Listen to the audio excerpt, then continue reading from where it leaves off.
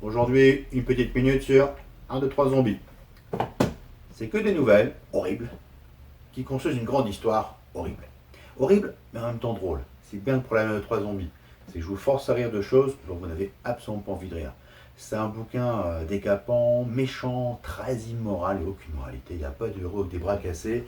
C'est du zombie anti-américain.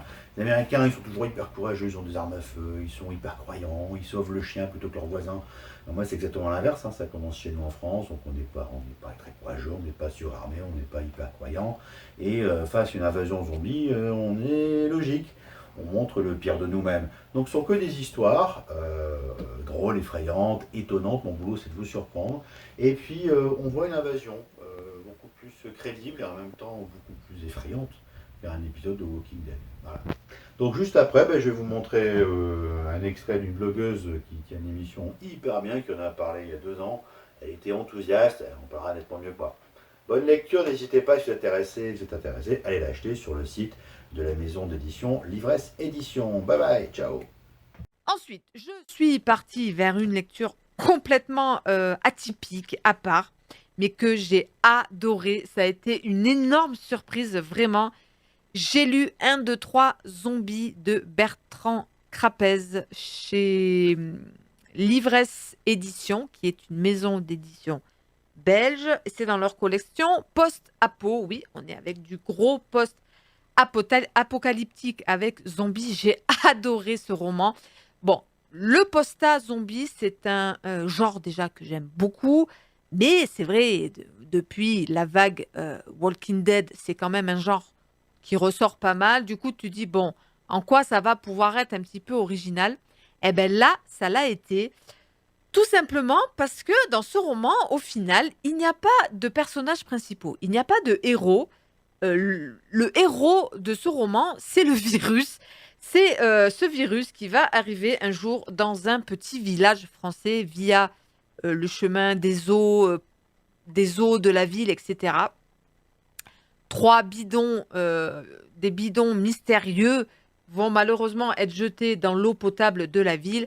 Et voilà, évidemment, ces bidons détiennent un virus qui transforme les gens en morts-vivants. Et donc, on va voir l'évolution de ce virus d'abord dans ce village, puis dans la région, puis dans la France, puis dans le monde entier. Et ceci à travers une cascade de personnages plus atypiques les uns que les autres, et surtout une avalanche de petites scénettes très très drôles. Mais c'est vraiment le mot de ce roman, c'est drôle.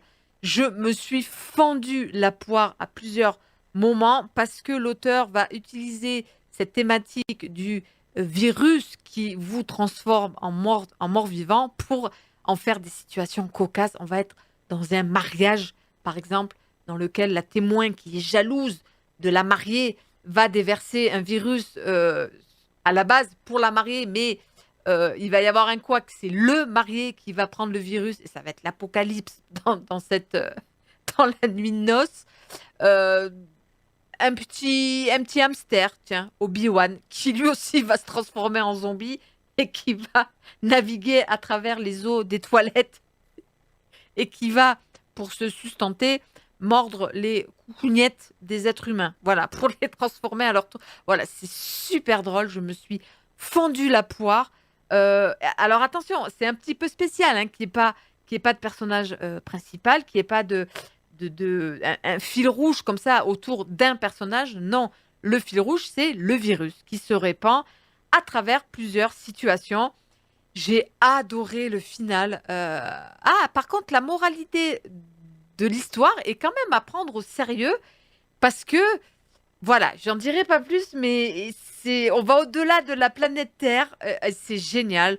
Vraiment, j'ai adoré. Ça se lit très très vite. On est sur du 170 pages. Ça se lit extrêmement vite. Il y a des petites illustrations toujours sympas. Est-ce que je vous montre Obi-Wan, le hamster? Le bébé au début. Ah, putain, c'est horrible. C'est une histoire horrible. Ah, il est aussi loin que ça, Obi-Wan? Ah, je le voyais plus près. Il est où notre petit Obi-Wan? Faut que je vous montre le hamster. Il est là, voilà, notre petit Obi-Wan. C'était trop marrant. Donc voilà, un bon moment lecture. J'ai adoré ce roman. Ah, l'histoire avec le bébé. Oui, oui, oui, il y a une histoire avec un bébé, je l'ai vu passer là. Un bébé, il y a quand même une scène d'un bébé mort-vivant qui va, à la base c'est un fœtus à l'intérieur, il va quand même bouffer sa mère de l'intérieur. Bon appétit bien sûr, donc voilà. C'est drôle, mais la plume est extrêmement mature. Voilà, on n'est pas sur un truc pour enfants, pour ados, non, non. Ça peut aisément être lu par des adultes. Je le recommanderais même, voilà, je le recommande vraiment pas pour les enfants ou des jeunes ados. Attention, c'est assez, il y a des scènes assez gore, hein. On est quand même sur du zombie mort-vivant, hein, attention, hein. Donc voilà, la plume est très mature, très addictive. J'ai trouvé ce truc passionnant. Je sais pas pourquoi, j'ai été pris du début à la fin et donc je vous le recommande fortement. Un bon posta zombie, oui, drôle, mais empreint d'une belle maturité quand même. Et ce truc très original, qu'il n'y ait pas de héros, que le personnage principal, ben, c'est le virus qui transforme les gens en zombies. Voilà, donc je vous le conseille fortement.